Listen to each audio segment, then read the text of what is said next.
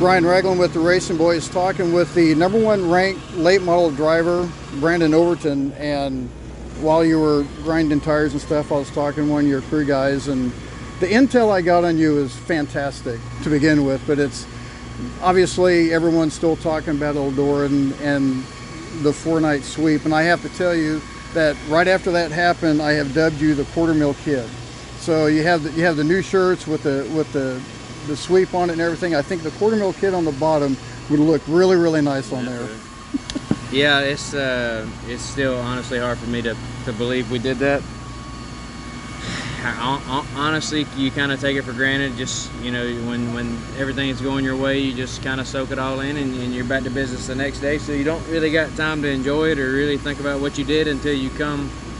You know, we come here, and the first night obviously we won, and then the second night we run fourth, then we run third, and I was like, damn, you know, it ain't as easy as we make it look sometime, you know. That's the good thing about our sport, though. It's so humbling. There's so many good guys in the pits. It's hard to win no matter where you go. So I said we dug ourselves a little hole here today, but if the racetrack's good, and I mean it should be by the time we get back on it, I mean, like I said, I just keep my nose clean, and we should be okay. Should be able to squeeze our way back up through there. And I found out through the intel that after you backed up Eldora at Lernerville, that you almost had a t-shirt shortage after Lernerville with all the shirts that you sold. It kind of goes with that adage, you went on one day, you're going to sell the next. Yeah, we did. We hell, I run out a couple of times. I run out at Lernerville, and then I got home and I ordered a bunch more, and then I ran out trying to fill all the orders in. So we've ordered 2 or 3 times. So, and that's cool. You know, I honestly, I wasn't ready. I wasn't prepared. I didn't think I was going to sell that many shirts. I didn't think nobody really liked me that much. But yeah, we've been, you know, like I said, it's a cool deal no matter who would have done it. I mean, I'm just glad it was me, and something to be proud of for sure. Tuesday night came out with the win for 7,000. Car was looking good, and then Wednesday and Thursday Tyler Erb comes up with it, and you can kind of understand when you get in that situation now with Tyler Erb that, you know, he hit a setup and he was good for those 2 nights, and you can kind of say, you know what, I've been there and I get it and understand. You can go on to the next day. Yeah, for sure. You know, it's obviously the nature of the beast. For, you know, no different from us. We win Eldora and we win all these races, and obviously we're cheating, you know, and I know it looks like that, you know, but just like Tyler, there ain't, when you get to this level, man, I mean, nobody's out there cheating. Nobody's running trash control. I mean, it is what it is. It's just people work hard, and just like you said, Tyler hit on something here, and he's been good the last 2 nights. The track's just, he's got his car really good for that condition that we keep seeing, you know. Is it gonna be like that for 80 laps? I don't know. It may, you know.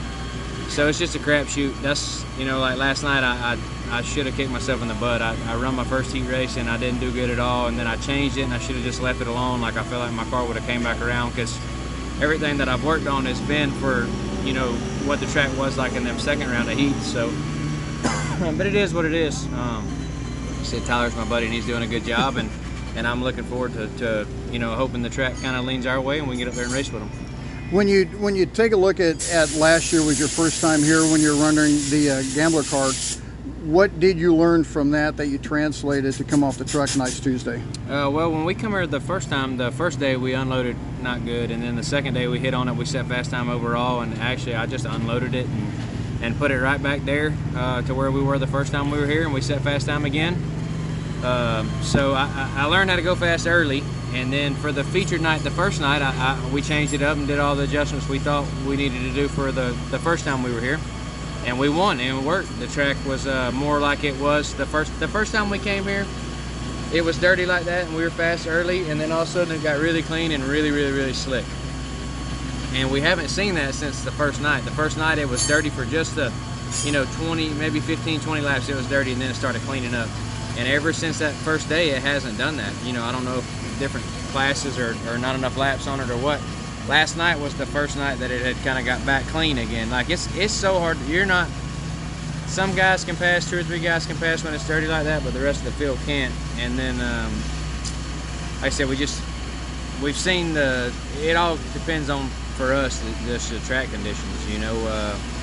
The first night was more similar to the last time I came.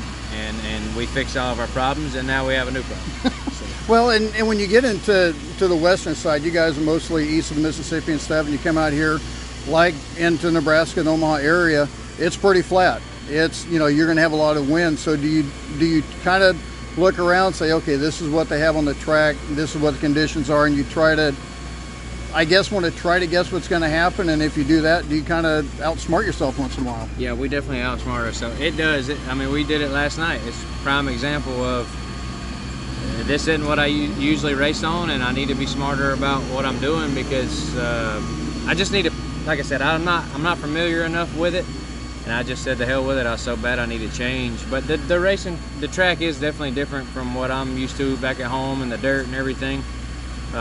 You know, this weekend it's just so hard. Like he keeps watering it, but it ain't going in, and it's just sitting on top of it, so it blows it all off all night long, and you really don't get back onto the track until later in the evening. So it's kind of frustrating for me, just because, I mean, it's probably frustrating for a lot of people. Honestly, it's hard to pass, and your whole weekend's dictated off passing points when nobody can really pass. So it is what it is. Like I said, if it does clean up, I feel like we got a pretty good hot rod. If it don't, we'll come back next time. Well, and you got 80 laps, so you know the track's gonna go through transition. You know there's gonna be some cautions.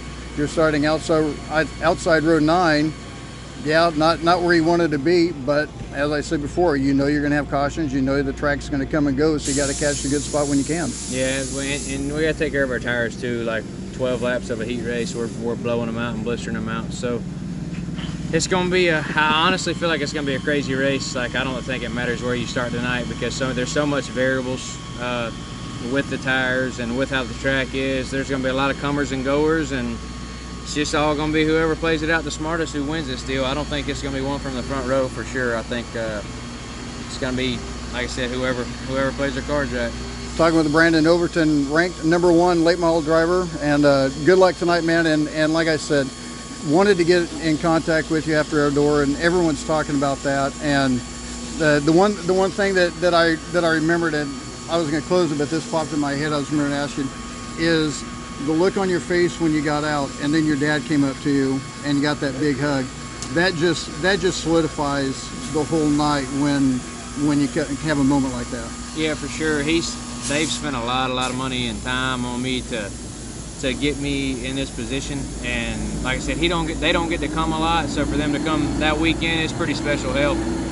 Honestly, I'm glad they did. They've been saving up. They were gonna build them a house, build their last little house, and just live there forever, be paid for and all. And they done went and got them a big bus and all to come travel some more. So plans changed just a little bit. Yeah, it's cool. You know, I mean, and I want them to do that. I want them to enjoy it a little bit. Hell, they've worked their whole lives for us, for their kids and stuff. So it's time for them to enjoy it a little bit. Well, good luck tonight, and hopefully we're talking to you at the end. Yep. Thank you.